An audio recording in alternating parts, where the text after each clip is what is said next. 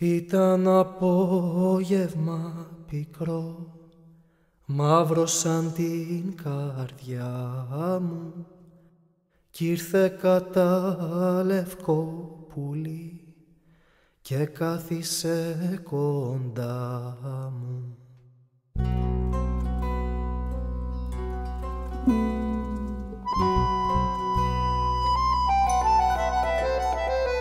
Δεν ήξερα ποιος το στείλε, ποιο ήταν το όνομα του.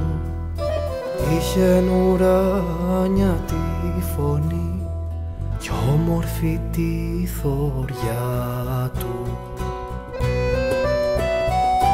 Με τα λευκά ζεστά φτερά χάιδεψε την καρδιά μου και μου δώσε παρηγοριά από τα βάσανα μου. Με τα λευκά ζεστά φτερά χάιδεψε την καρδιά μου και μου δώσε παρηγοριά από τα βάσανα μου.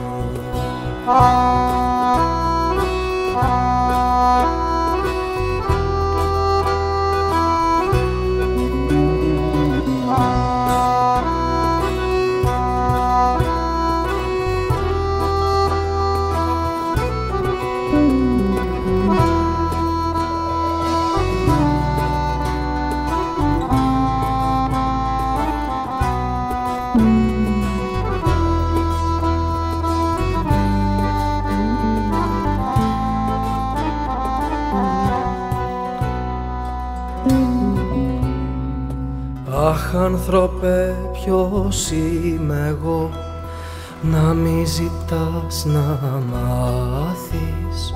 Πόνας εσύ, πονάω κι εγώ, μαζί μου αν θέλεις να'ρθεις, για να πετάξουμε μαζί και να ταξιδευτούμε, οι μοναξιές μας να σμιχτούν, μήπως και γιατρευτούμε.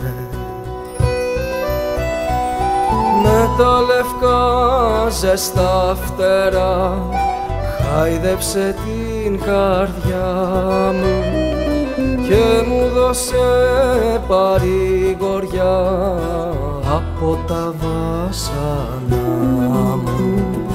Με τα λευκά ζεστά φτερά χάιδεψε την καρδιά μου και μου δώσε παρηγοριά από τα βάσανα μου.